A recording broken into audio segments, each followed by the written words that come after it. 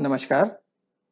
अब तक जो हमने देखा कि कैसे हम एक्सेल फाइल से डेटा लेकर के हम टैली में इंपोर्ट करेंगे। टैली में हम ऑटोमेशन के थ्रू से, आरपीए के थ्रू से हम अपने बॉट से, रोबोट से किस तरह से अपडेट करेंगे। अब इसमें थोड़ा-सा यूज़र फ्रेंडली बनाने की कोशिश करते हैं, इसको थोड़ा-सा बढ़ाते हैं। अब मैं चाहूँगा कि कुछ इस तरह से अगर मेरे पास डेटा हो, वाउचर नंबर 1 F5 पेमेंट के लिए हो और आपके सामने ये दिख रहा है, और ऐसे ही दूसरा नंबर भी पेमेंट के लिए हो, और तीसरा फॉर एग्जांपल मेरे पास रिसिप्ट के लिए हो। अब मैं अगर चाहूँ कि इन सभी को अपने प्रोग्राम से, रोबोट के थ्रू से अपडेट करूँ, इंसर्ट करूँ मैं अपने वाउचर्स को, तो उसे हम कैसे करेंगे, उसे हम देखते हैं। इसके अंदर मैंने आपके लिए पहले प्रोग्राम बना लिया है। इसका फ्लो चार्ट कैसे बनेगा, ये बहुत मुश्किल नहीं है। जो फ्लो चार्ट हमने पहले बनाया था, इसको थोड़ा-सा फेरबदल करेंगे तो बन जाएगा। हालाँकि मैंने नई तरीके से बनाने की फिर भी एक और कोशिश की थी। ये पुराने वाला फ्लो चार्ट है, इसमें मुझे F5 जहाँ करना पड़ता है, यहाँ मुझे एक डिसीजन देना है जो कि F5 होगा या F6 होगा, और ये तभी कर सकता हूँ जब मैं एक्सेल फाइल को रीड कर लूँ और उसके बाद उसे मैं फॉर लूप के अंदर चलाऊँ। तो यानी कि ये जो चार्ट है मेरा, ये मूव हो जाएगा, कुछ और बनेगा। आपके सामने पहले मैं इसको रन करने की कोशिश करूँगा कि ये मैंने किस तरह से बनाया है और ये काम किस तरह से कर रहा है। फॉर एग्ज़ाम्पल मेरे पास टैली ओपन है और मैं इसे अब चलाता हूँ। मैं इसे रन करता हूँ, मैंने इसे रन किया। अब आप देख सकते हैं पेमेंट वाउचर को उसने सिलेक्ट किया और एक्सपेंस को वो डाल रहा है। पहली एंट्री मेरी एक्सपेंस से रिलेटेड थी, वाउचर जिसमें 3 एंट्रियाँ थी एक्सपेंस की, वो तीनों एंट्रियों को कर रहा है। ये तीसरी एंट्री, और जैसे कि अब तक आप देख चुके हैं उस पे नरेशन लिखेगा और उसके बाद फिर वो नेक्स्ट वाउचर पे जाएगा। अब वो नेक्स्ट वाउचर 50 नंबर पे आ गया है और उसके बाद फिर वो पेमेंट का वाउचर ही लिख रहा है। तो पेमेंट वाउचर अगर आप देखेंगे ऊपर कोने में मुझे पेमेंट का वाउचर लिखा हुआ आ रहा है। अब ये नरेशन लिखने के बाद तीसरा वाउचर मेरा होगा रिसिप्ट का, उसे हम देखते हैं।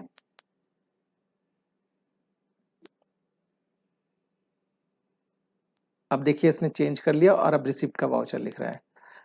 तो आपने देखा कि किस तरह से उसने अपना डिसीजन चेंज किया है इफ कंडीशन लगा के, और इसके बाद ये एंट्री कर रहा है और नरेशन लिखा और इसने सेव कर दिया और अब वो वापस आ गया। तो आपने ये देखा कि किस तरह से उसने रिसिप्ट के वाउचर्स को भी कंट्रोल कर लिया, ले लिया। अब इसको जरा हम देखते हैं कि ये हमारा सिस्टम चल कैसे रहा है।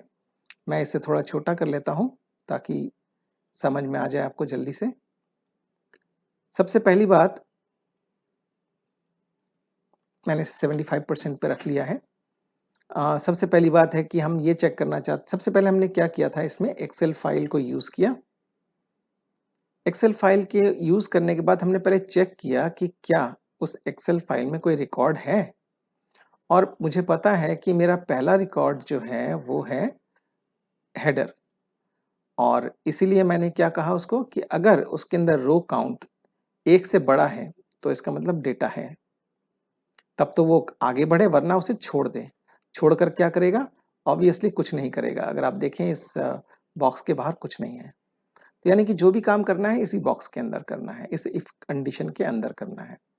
दूसरी बात, अब मैंने टैली जो मेरा एप्लीकेशन है उसे ओपन करना है, क्योंकि उसमें डेटा है, तो मैं चाहूँगा कि टैली एप्लीकेशन ओपन हो और उसमें वाउचर पे क्लिक करें।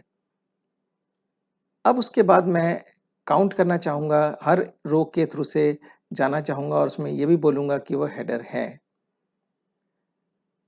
और उसके बाद जब वो हेडर है बोलेगा, तो उसके बाद मैं इसके अंदर आगे टैली एप्लीकेशन को यूज़ करना चाहूँगा। अब चूँकि टैली का एप्लीकेशन मैंने इसके बाहर लिया है और इसके अंदर मैंने नहीं रखा है, इस टैली एप्लीकेशन के अंदर, तो मुझे दूसरी बार फिर एक बार इंस्टेंस क्रिएट करनी पड़ेगी। तो मैंने इसीलिए एक और इंस्टेंस क्रिएट किया है टैली को यूज़ करने के लिए, यूज़ एप्लीकेशन।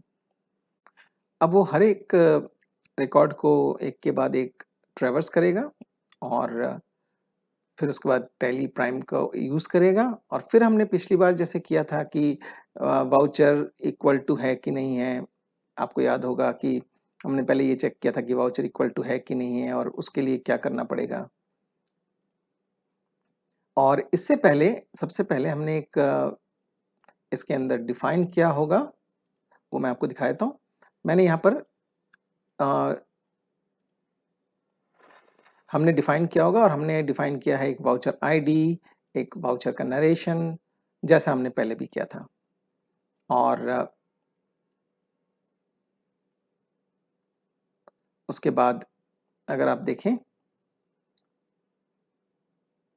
तो यहाँ वाउचर आईडी उसने इक्वल टू है कि नहीं चेक किया, है तो कुछ करेगा जो हमने दिखाया था आपको, और अगर नहीं है तो यहाँ थोड़ा सा चेंज होगा।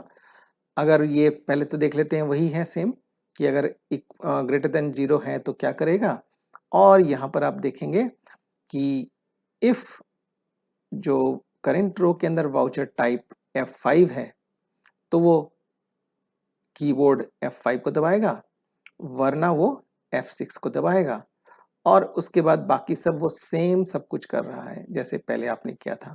और जब सब कुछ खत्म हो जाएगा तो वो लास्ट में नरेशन लिखता है, जैसे कि हमने लास्ट टाइम देखा था कि यहाँ पर इसने नरेशन के लिए बाद में नरेशन लिखा था और एग्जिट कर गया था। तो आपने देखा कि ये किस तरह से इसने काम किया है। इसके अंदर मैं कुछ चीजें बताना चाहूंगा आपको। सबसे पहली बात कि हम यहाँ पर लिखते हैं, इसे मैं बड़ा कर लेता हूँ, हम यहाँ पर लिखते हैं रेफरेंस एज एक्सेल। इससे क्या फायदा होता है कि जब भी ये कभी रेफरेंस लेगा, जैसे यहाँ एक्सेल लिखा हुआ है और आगे अगर देखेंगे तो कहीं पर भी ये एक्सेल लिखा हुआ आ रहा है, जो ये उसका रेफरेंस है। यानी कि अगर मैं इस रेफरेंस को चेंज करूंगा, अपने मन से कुछ भी लिख सकता हूँ, कि हो सकता है कि हम मल्टीपल एक्सेल फाइल यूज करें कभी किसी प्रोजेक्ट में, तो आप यहाँ पर एक्सेल फाइल का रेफरेंस दे सकते हैं।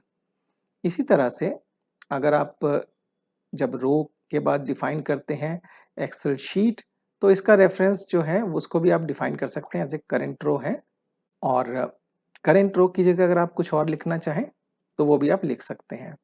तो वो जब आप करेंट रो में लिखते हैं कि करेंट रो फॉर दिस, जैसे आपने कई बार लिखा है करेंट रो अमाउंट, तो उसकी जगह वो लिखा हुआ आ जाएगा जो आप वहां पर डिफाइन करेंगे।